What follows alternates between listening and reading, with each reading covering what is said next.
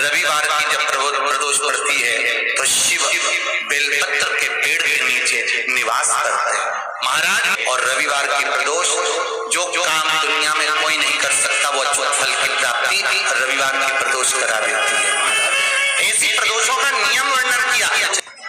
रविवार की अगर प्रदोष पड़ जाए, कौन से दिन?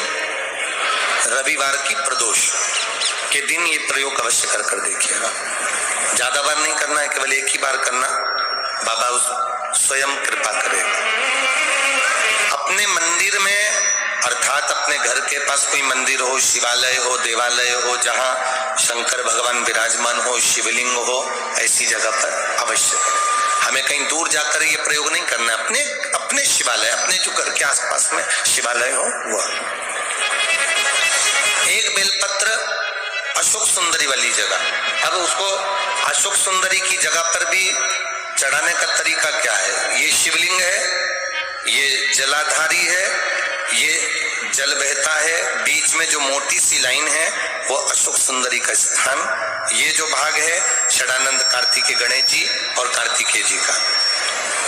जलाधारी मतलब माता पार्वती जी का हस्त कमल, शिवलिंग मतलब भगवान शंकर का स्वरूप। ऊपर से जो बूंद बूंद पानी इस पर गिरता है वो शंकर भगवान की 5 लड़कियां, जया, विषहरा, शामलीबारी, दौतली और देव। शिव जी की 5 लड़कियां ऊपर, एक लड़की शंकर भगवान की 6ठे नंबर की अशोक सुंदरी उनके चरणारविंद के पास, उनके गणेश षडानंद कार्तिकेय के मध्य में। जब हम बेलपत्र चढ़ाएंगे तो उस बेलपत्र को चढ़ाते समय आपकी जो बेलपत्र की डंडी है वो बेलपत्र, रविवार प्रदोष के दिन का ये उपाय है महाराज। ये बेलपत्र की जो डंडी है, इस डंडी का भाग शिवलिंग की ओर होना चाहिए। ये जो डंडी है इसका भाग अशोक सुंदरी पर जब चढ़ाएंगे तो शिवलिंग की ओर इसका भाग होगा महाराज। दूसरी, बेलपत्र को जब हम समर्पित करेंगे तो जलाधारी का जया, विषहरा, शामरीबारी, दौतली, देव, मान लो जलाधारी ऊपर नहीं है शंकर जी के, तो उसका स्मरण कर कर 5 कन्याओं का नाम लेकर जया, विषहरा, शामलीबारी, दौतली, देव, इनका स्मरण कर कर शंकर भगवान के शिवलिंग पर बेलपत्र रखेंगे। बेलपत्र कहाँ रखना है? आप अगर यहाँ बैठे हो तो आपके विपरीत में डंडी का मुख होना चाहिए। ये बेलपत्र की जो डंडी है इसका मुख आपके विपरीत में हो। आप यहाँ बैठे हो तो डंडी उधर होगी, आप इधर बैठे हो तो डंडी का मुख इधर होगा, आप उधर बैठे हो तो डंडी का मुख इधर होगा, आपके ठीक विपरीत की ओर डंडी का मुख हो। ये 2 जगह बेलपत्र समर्पित करने के बाद तृतीय बेलपत्र शिवलिंग की जो जलाधारी है, जहां पर भगवान शंकर का शिवलिंग रखा है, वहां स्पर्श कराकर, केवल छुआना है, स्पर्श कराकर बेलपत्री के पेड़ के नीचे ही कोई कंकर हो, कोई शंकर हो या कोई मिट्टी का ढेला हो, नी हो तो वहीं मिट्टी को थोड़ी सी ऊंची कर कर एक बेलपत्र बैठकर इस बेलपत्री की डंडी जड़ की ओर, मतलब जो वृक्ष होता है उस ओर इस डंडी का मुख होना चाहिए। ये 3 रविवार के प्रदोष के दिन शंकर भगवान पर चढ़ाई गई बेलपत्र से हमारा गया हुआ धन भी पुनः आने का रहता है और हमारा जो व्यापार बार बार बंद हो रहा है, शिव की कृपा से एक बार चालू तो चालू हो ही जाता है।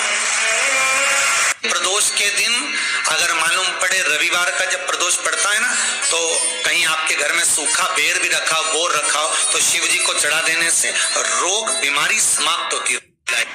जिस दिन रविवार की प्रदोष पड़े उस दिन एक लाल वस्त्र में पीली सरसों रखकर और उसके अंतर्गत कुछ भी एक, या तो बमुल का कांटा ना मिले तो गुलाब का कांटा ही उसके अंतर्गत रखें। और मान लो कोई काम ऐसा है कि उसमें पैसा तुम्हारा आ ही नहीं गया, बहुत घाटे पर घाटा जा रहा है, नुकसान बहुत हो रहा है और कोई काम हो ही नहीं रहा, तो महाराज जिस दिन रविवार की प्रदोष पड़े उस दिन एक लाल वस्त्र में पीली सरसों रखकर और उसके अंतर्गत कुछ भी एक, या तो बमुल का कांटा ना मिले तो गुलाब का कांटा ही उसके अंतर्गत रखें और उसको शिव मंदिर का स्मरण कराकर शंकर भगवान का नाम लेकर रू भैरव, कौन सा भैरव है उसकी भी कथा भी आने वाली है। दारुक नाम के राक्षस का संहार करने के लिए जब माता अवतार लेगी तब शंकर भगवान बच्चे का रूप रखकर रोएंगे तो शिव जी का एक नाम होगा रूरू भैरव।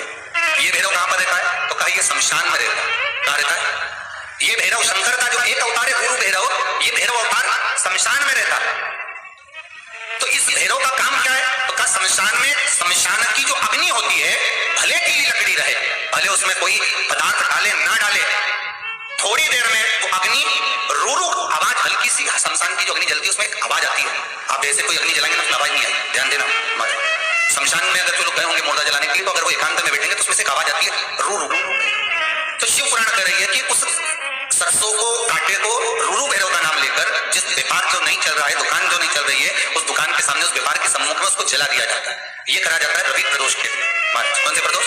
रवि प्रदोष के, जो सुख का आह्वान करा, व्यापार की उन्नति के लिए, समृद्धि के लिए, लक्ष्मी के लिए इसका प्रयोग किया जाता है। रवि प्रदोष है,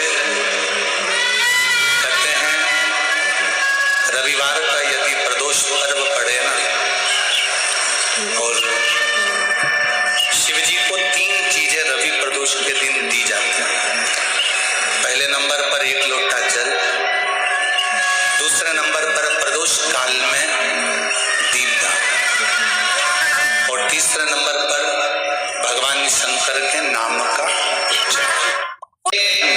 प्रदोष को, प्रत्येक अमावस्या को घी का दीप किसी भी पेड़ के नीचे, 5 वृक्ष बताए पितृभाव के, उन 5 वृक्ष में से कहीं पर भी बड़ी, पीपल, आंवला, शमी, बेलपत्र आदि की 5 वृक्ष में से किसी भी वृक्ष के नीचे प्रज्वलित करे और कामना करे, उसका कर्जा चुकता ही है। प्रदोष का दिन, प्रदोष काल का समय, भगवान शंकर प्रदोष के दिन, प्रदोष काल में अपने भक्तों के घर पर नंदी करने के कान में जो बोल कर जाता है, शिवजी नंदी पर बैठकर उस भक्त के दरवाजे पर उसका कल्याण करने के लिए प्रदोष के दिन, प्रदोष काल में पहुंचते हैं। भाव आपके मन में आए कि मुझे रोग से मुक्ति पाना है तो ये प्रदोष मुझे करना है, और रोग मुक्ति के लिए हम जो भी आपके मन में आ रहा है, संतान प्राप्ति के लिए शनिचरी प्रदोष, आप उसका स्मरण करें। फिर लिखा शिव महापुराण में, बड़ा सुंदर लिखा वेदव्यास जी ने, मान लो आप प्रदोष का व्रत नहीं कर सकते, आप अगर व्रत नहीं कर सकते तो प्रदोष के दिन, प्रदोष काल में शाम का समय, सूर्यास्त का कुछ पल, कुछ घड़ी के पहले से लेकर बाद तक प्रदोष काल के अंतर्गत आप शंकर जी के मंदिर में जाकर 1 लोटा पानी, 5 बेलपत्र भी अगर समर्पित करते हैं तो संपूर्ण प्रदोष का फल आपके भाग्य में प्रफल हो जाए। शिव महापुराण में इसका अगर किसी व्यक्ति के जीवन में खो गया, कर्जे में डूब गया, कर्जा बहुत हो गया, पैसा चले गया, गाड़ी चले गई, मकान चले गया, सब गिरवे रखा गया, सब कुछ समाप्त हो गया, उसको प्रत्येक हर हर प्रदोष के दिन, प्रदोष काल में देवाधिदेव महादेव उस शंकर के भक्त के घर जाते हैं, जो भगवान नंदीश्वर के कान में कहकर जाता, नंदी के कान में जिसने कहा।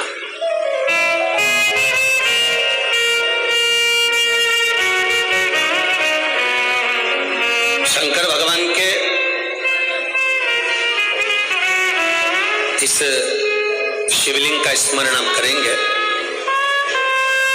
बीच में जो एक मोटी सी लाइन होती है, इसको अशोक सुंदरी कहते हैं। सब लोग दर्शन करें, जम के बोलो जरा, करें।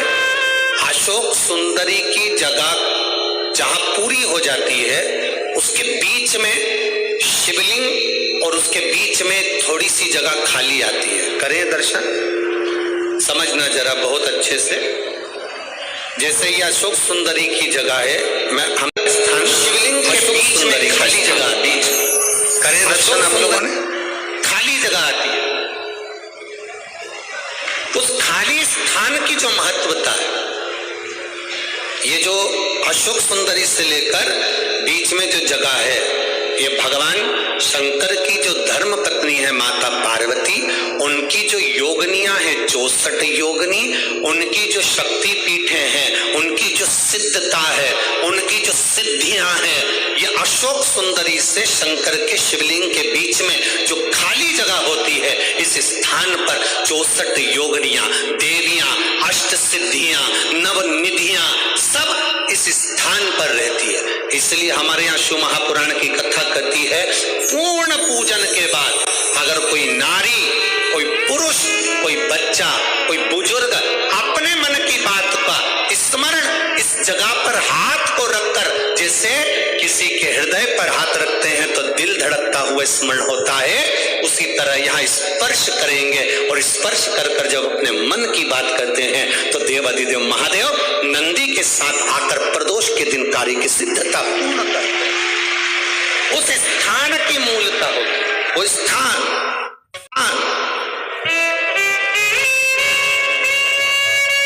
समझ में आ गई ना जगह? अरे बोलो तो जम के। नहीं समझ में आई हो तो एक बार फिर वापिस समझ लीजिए, फिर समझो आप। स्थान देखिएगा, अपने को भगवान की कृपा से यहाँ नागपुर में शंकर जी का शिवलिंग कोई ने कागज का बनाकर यहाँ जो भेजा, ये काम बाबा की कृपा से आप लोगों के स्मरण के लिए आया। देखिए जरा, गणेश जी का स्थान, कार्तिकेय जी का स्थान, बीच में ये आ गई अशोक सुंदरी की मोटी सी लाइन। अशोक सुंदरी की लाइन जहां खत्म होती है, वहां से जो शिवलिंग रखा है, इसके बीच की जो जगह है, ये जो बीच में अशोक सुंदरी के स्थान से लेकर शिवलिंग के स्थान के बीच में जो खाली जगह है, ये 64 योगिनियां, अष्ट सिद्धियां, नवनिधियां, सब कुछ मेरे देवाधिदेव महादेव ने माता पार्वती को अपने चित्त वृत्ति के साथ यहाँ अनुमति प्रदान कर रखी है। वहां का स्पर्श, वहां का मात्र स्पर्श और हमारे दिल की बात, शंभो शरणे मांगू घड़ी दुख काट दया करी दर्शन। उस स्थान का स्पर्श हमें सुख देता, स्थान का स्पर्श होता है। तो प्रदोष व्रत का नियम जो आप ले रहे हैं, प्रदोष व्रत को जो आप श्रवण कर रहे हैं, उसको जरा ध्यान से सुनिएगा। सबसे पहले स्नान ब्रह्म मुहूर्त का, सुबह का, उसके बाद में फिर आसन पर बैठकर भगवान की भक्ति को धारण करना, शंकर का अनुमोदन करना, शिव भक्ति में डूबे रहना, शंकर का स्मरण करना, शंकर के नाम का स्मरण करते रहना। ये प्रदोष का मूल तत्व। महाराज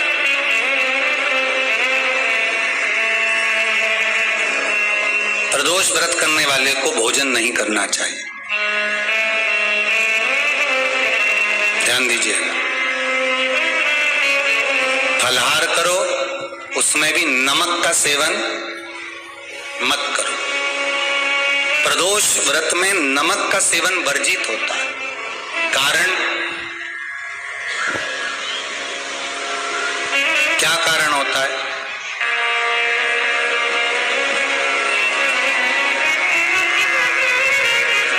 पूजन करें प्रदोष काल, शिव की आराधना करें,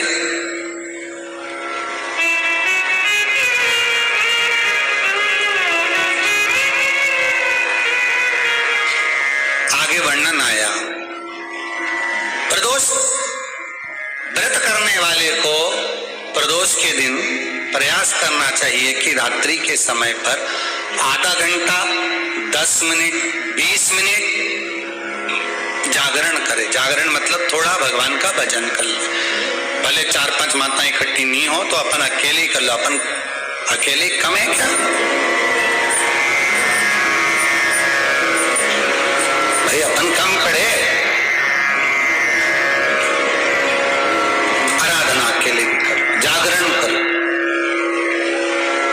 जब आपकी 11 प्रदोष हो जाए, 26 प्रदोष हो जाए, तब उद्यापन करो। उद्यापन 2 ब्राह्मणों को जोड़े से बुलाओ, ब्राह्मणों को जोड़े से बुलाकर उनके चरणों की पूजन कर कर, आराधना कर कर, सुंदर मंडप तैयार कर कर भगवान का उसमें सुंदर रंगोली डालकर मंडल बनवाकर पूजन करो शंकर भगवान की प्रदोष का। एक दिन पहले गणेश की आराधना करो, पूजन करो, और प्रदोष वाले दिन जो मंडल बनाए हैं पूजन अर्चना करने के लिए जो स्थान दिया है उसकी आराधना करो। खीर की आहुतियां दीजिए 108 बार। जो ब्राह्मण आए उनके माध्यम से मंत्रों द्वारा पूजन कराकर खीर की आहुतियां शिव नाम। महाराज फिर ब्राह्मणों को जोड़े से भोजन कराकर चरणों को नमन कर कर दक्षिणा प्रदान कर कर निवेदन कर कर ब्राह्मणों से कहें, हे ब्राह्मण देवता, आप हमें आशीर्वाद प्रदान करें कि जिस प्रदोष का हमने व्रत किया है उस व्रत का पुण्य फल हमें प्राप्त हो। ऐसा ब्राह्मण चरण को नमन कर कर प्रणाम कर कर उनसे अपने मस्तक पर अक्षत छुड़वाएं। फिर नमन कर कर भोजन कराकर विदा करें। शाम को भगवान का जागरण करें। ऐसे प्रदोष व्रत का उद्यापन अपने जीवन को सार्थक बनाएं। ऐसा सुंदर प्रदोष व्रत का व्याख्यान वर्णन स्कंद पुराण में कर